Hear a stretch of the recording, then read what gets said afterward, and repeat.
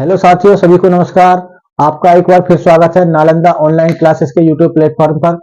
जो हमारी सीरीज चल रही है आधुनिक भारतीय इतिहास के प्रमुख व्यक्तित्व, उसमें आज हम एक फेमस व्यक्तित्व महात्मा ज्योतिराव गोविंदराव फुले यानी ज्योतिबा फुले के बारे में चर्चा करेंगे, जिन्होंने अपना संपूर्ण जीवन अपनी जीवन साथी सावित्रीबाई फुले के साथ मिलकर दलितों के उत्थान हेतु, महिलाओं के कल्याण हेतु एवं पिछड़ों के कल्याण हेतु समर्पित कर दिया।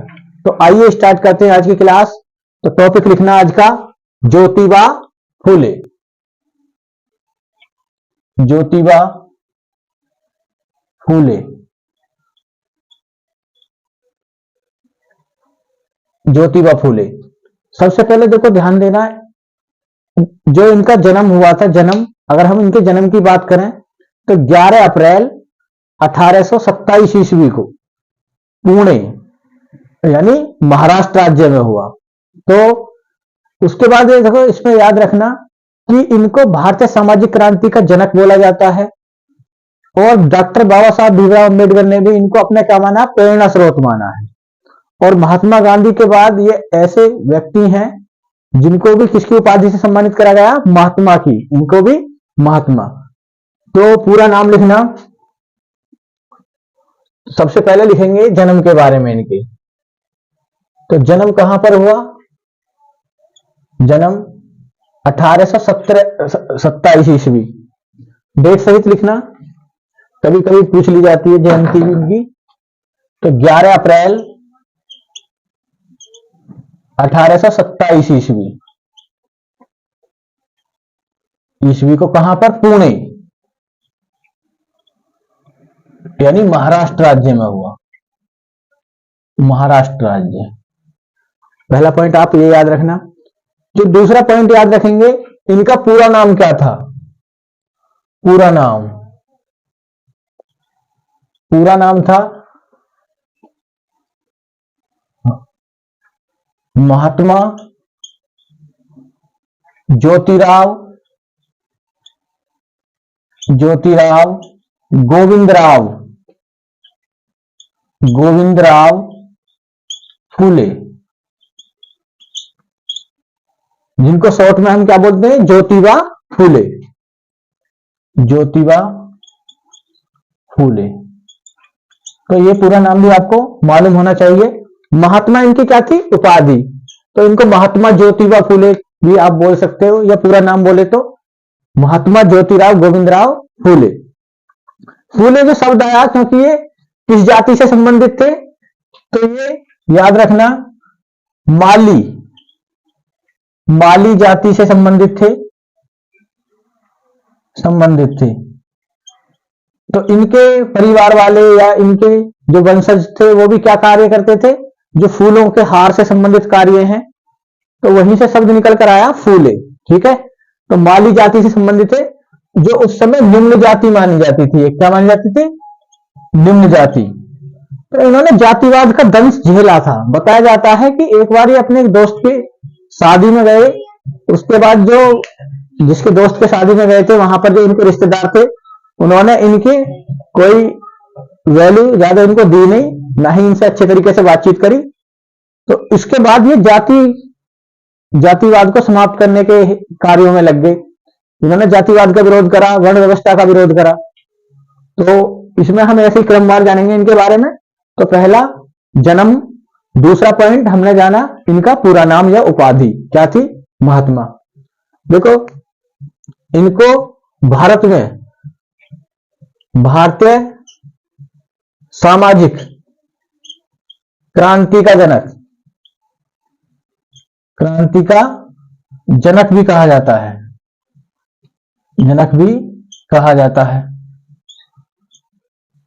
है।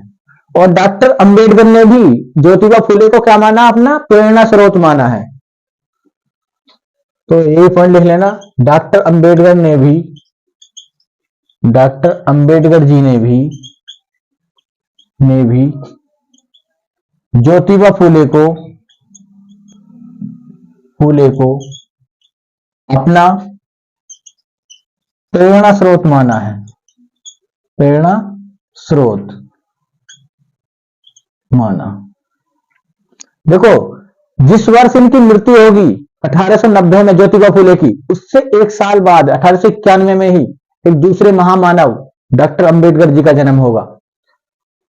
तो ये पॉइंट भी आप याद रख सकते हैं।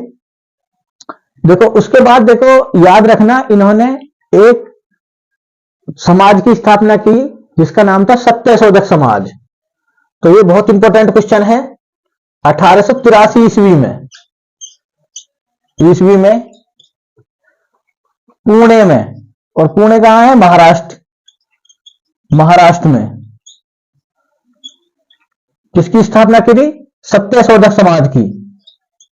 सत्यशोधक समाज बहुत इंपॉर्टेंट क्वेश्चन है। सत्यशोधक समाज, इंग्लिश में बोले तो truth Sikar society. Truth seekers society, truth Sikar society की स्थापना करी। इसकी विचारधारा क्या थी सत्यशोधक समाज की? इसका जो प्रमुख उद्देश्य था वो था दलितों, पिछड़ों और महिलाओं का कल्याण करना, क्योंकि उस समय पुरुष और स्त्री असमानता पूरे देश में थी और पिछड़ों और निम्न वर्ग के लोगों का भी अपमान जगह जगह पर होता था। उन्हीं के कल्याण के लिए कार्य किया इस समाज ने। तो उद्देश्य पता होने चाहिए हमको, उद्देश्य से ही विचारधारा निकल कर आती है, जिसमें हम सत्यशोधक समाज की यही विचारधारा रहेगी और महात्मा ज्योतिराव गोविंदराव फूले की भी। तो पहला लिखना, पहला दलितों, दलितों मतलब शोषितों, ठीक है, दलितों, पिछड़ों, पिछड़े यानी पिछड़े वर्ग के लोग एवं महिलाओं के उत्थान के लिए कार्य करना, उत्थान के लिए कार्य करना। एक तो इसका उद्देश्य था। दूसरा, इसकी विचारधारा में याद रखना, सत्यशोधक समाज या ज्योतिबा फूले किसके विरोधी थे? ये मूर्ति पूजा के विरोधी थे, मूर्ति पूजा के विरोधी, इस समाज से जुड़े हुए लोग। तो ये पॉइंट भी आपको याद रखना। तीसरा याद रखना, जातिवाद एवं वर्ण व्यवस्था, वर्ण व्यवस्था के विरोधी। जो हिंदू धर्म में वर्ण व्यवस्था थी, ब्राह्मण, वैश्य, क्षत्रिय, शूद्र, तो इसको भी नकारा इन्होंने, के विरोधी। कौन? सत्यशोधक समाज वाले और ज्योतिबा फूले। तो ये पॉइंट भी आपको याद रखना। किसके बारे में? सत्यशोधक समाज। बहुत इंपॉर्टेंट क्वेश्चन है, पूछा जाता। जहां ज्योतिबा फूले का नाम आए तो मोस्टली पुणे में इनका जन्म है, पुणे में ही इनकी मृत्यु है और पुणे में ही सत्यशोधक समाज की स्थापना करी थी। तो ये सभी पॉइंट आपको याद रखने हैं, ठीक है। किसके बारे में? ज्योतिबा फूले के बारे में। इसको नोट करें, फिर हम आगे चर्चा करेंगे इन्हीं के बारे में। इसको नोट करें पहले।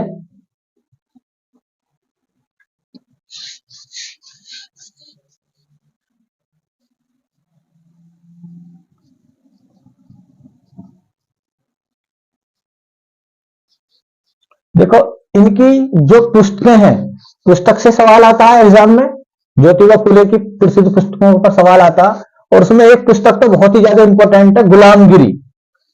गुलामगिरी पुस्तक बहुत ज्यादा पूछी जाती है एग्जाम में। तो पुस्तक लिखना, पुस्तकें जो इनके द्वारा लिखी गई पुस्तकें। तो इसमें हम इनकी प्रमुख पुस्तक सबसे पहले देखेंगे गुलामगिरी, जो सबसे इंपॉर्टेंट है एग्जाम की दृष्टि से। गुलामगिरी कई बार अनेक एग्जामों में पूछी गई है। गुलामगिरी पुस्तक के लेखक कौन है? तो ज्योतिबा फूले।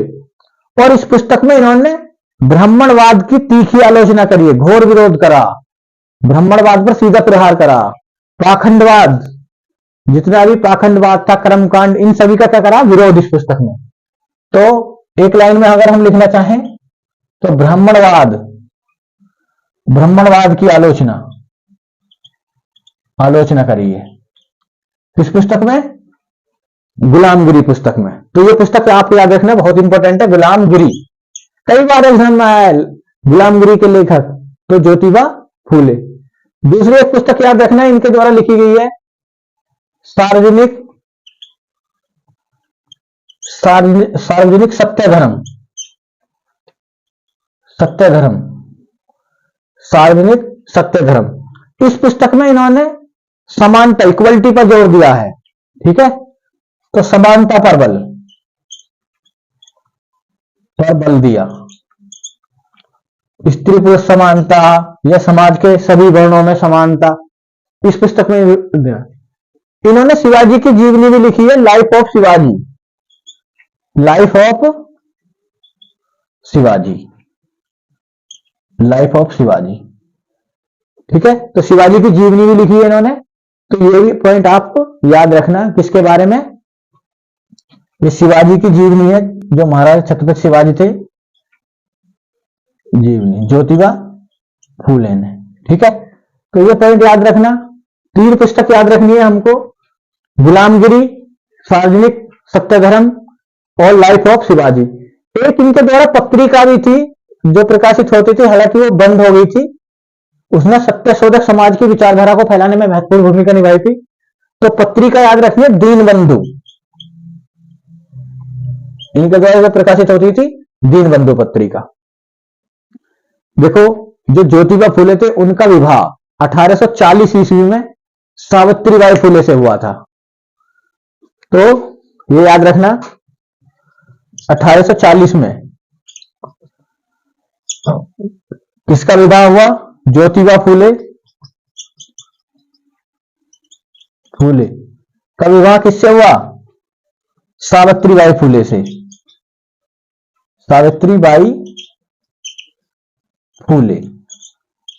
तो ये पॉइंट आपको याद रखना, सावित्रीबाई फूले। देखो, बताया जाता है कि सावित्रीबाई फूले पढ़ी लिखी महिला नहीं थी, तो ज्योतिबा फूले ने ही इनको पढ़ाया लिखाया। और फिर ये सावित्रीबाई फूले भारत की पहली महिला शिक्षिका के नाम से प्रसिद्ध हुई। इनको भारत की पहली महिला शिक्षिका कहा जाता है। भारत में नारीवादी आंदोलन की अग्रणी महिला इनको कहा जाता है। इन्होंने ही भारत में लड़कियों के लिए या बोल सकते हो महिलाओं के लिए पहला स्कूल खोला था पुणे में 1848 में। तो याद रखना, सावित्रीबाई फूले। तो याद रखना, इसमें याद रखना कि 1848 में सावित्रीबाई फूले ने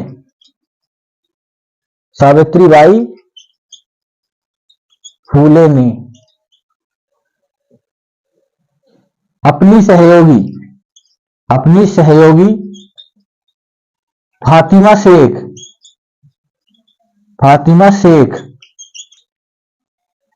के साथ मिलकर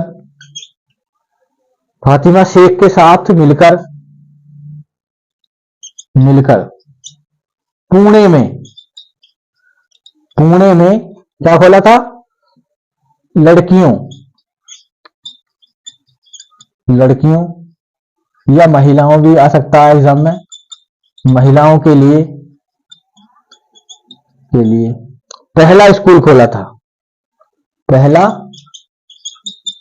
स्कूल भिंडवाड़ा जगह थी, पुणे याद रखना, एग्जाम में हमेशा पुणे आता। ठीक है, पहला स्कूल खोला था। देखो, एग्जाम में कभी कभी कंफ्यूज करता, जो लड़कियों गर्ल्स और वुमेन्स के लिए अगर पहला स्कूल पूछा जाए किसने खोला, तो आंसर देना सावित्रीबाई फूले ने खोला। ये उसमें खुद शिक्षिका थी। बताया जाता है जब ये पढ़ाने जाती थी, लोग बाग इनके ऊपर कीचड़ जब आता था, वहां अगर ये गुजर रही रास्ते में कीचड़ है तो पत्थर फेंकते थे, इनकी जो यूनिफॉर्म थी वो सब बेकार हो जाती थी, फिर ये चेंज करके फिर पढ़ाती थी। तो इतना आसान नहीं था इनके लिए ये कार्य करना। अब यहीं पर एक क्वेश्चन आता, उसको याद रखना कि लड़कियों गर्ल्स या वुमेन्स के लिए भारत में पहला विश्वविद्यालय किसने खोला, पहली यूनिवर्सिटी, तो उसका आंसर चेंज हो जाएगा धोंडू केशव कर्वे। जिनको डीके कर्वे के नाम से भी जानते हैं, उन्होंने बंबई में 1916 में पहला महिलाओं के लिए विश्वविद्यालय खोला, लड़कियों के लिए। तो इसको नोट पॉइंट करके लिखेंगे, नोट पॉइंट करके लिखना, लड़कियों के लिए ये बहुत इंपॉर्टेंट है, कंफ्यूजन नहीं रखना बिल्कुल ही, लड़कियों के लिए या महिलाओं के लिए, ऐसे भी बोल सकते हैं, या महिलाओं के लिए, लड़कियों के, इसको ऐसे लिखना, लड़कियों या ओब्लिक कर देना महिलाओं के लिए,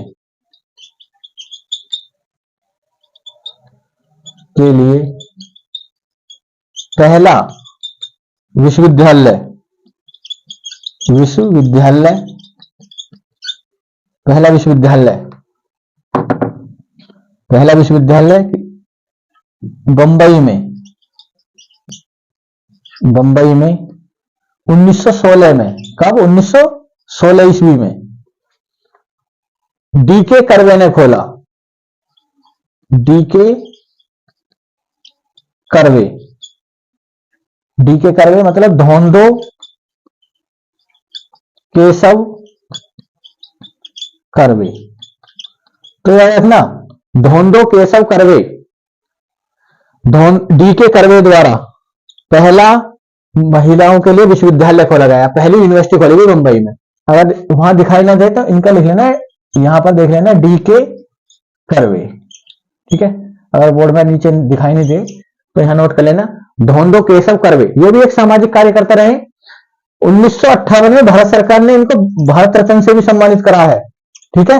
1958 में इनको भारत रत्न भी मिला हुआ है, तो ये भी फेमस पर्सनैलिटी है भारत की। तो इन सभी पॉइंटों को याद रखना। इसमें हमने जाना ज्योतिबा फुले की पुस्तक गुलामगिरी, जिसमें ब्राह्मणवाद की आलोचना करी है, सार्वजनिक सत्यधर्म समानता पर बल दिया इस पुस्तक में। लाइफ ऑफ शिवाजी, शिवाजी की जीवनी लिखी है इन्होंने। एक पत्रिका दीनबंधु का प्रकाशन करा है। इनकी शादी 1840 में किससे हुई? सावित्रीबाई फुले से हुई। 1848 में सावित्रीबाई फुले ने अपनी सहयोगी फातिमा शेख के साथ मिलकर पुणे में पहला स्कूल खोला लड़कियों के लिए। उसमें ये दोनों शिक्षिका थी। लड़कियों के लिए, महिलाओं के लिए पहला विश्वविद्यालय बंबई में खोला गया 1916 में डीके कर्वे द्वारा। देखो याद रखना, अगर क्वेश्चन आए भारत में भारत की पहली महिला शिक्षिका, तो आंसर देना सावित्रीबाई फुले। अगर क्वेश्चन आए कि भारत की पहली महिला मुस्लिम शिक्षिका, तो इसका आंसर आएगा फातिमा शेख। तो हम इन तीनों क्वेश्चनों को नोट कर लेते हैं जो इनसे संबंधित आते हैं। तो इसको नोट करें पहले आप।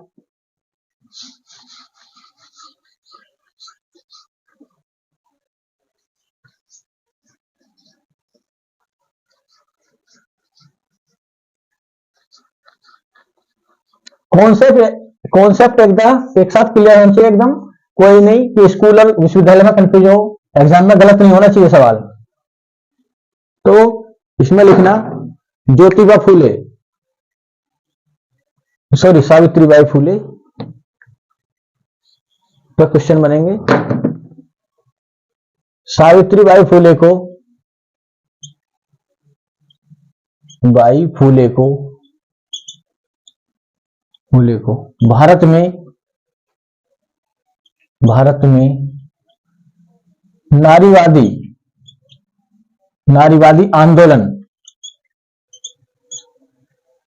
आंदोलन की अग्रणी महिला कहा जाता है, या अग्रणी कहा जाता है, फेमिनिज्म वाली, ठीक है। दूसरा क्वेश्चन आए भारत की पहली महिला शिक्षिका, भारत की पहली महिला शिक्षिका,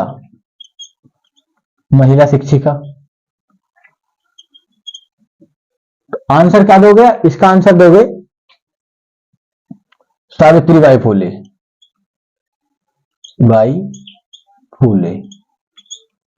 दूसरा क्वेश्चन आए भारत की पहली मुस्लिम महिला शिक्षिका, भारत की पहली मुस्लिम महिला शिक्षिका, जो इनकी सहयोगी थी फातिमा शेख, पहली महिला मुस्लिम महिला शिक्षिका, तो इसका आंसर होगा फातिमा शेख।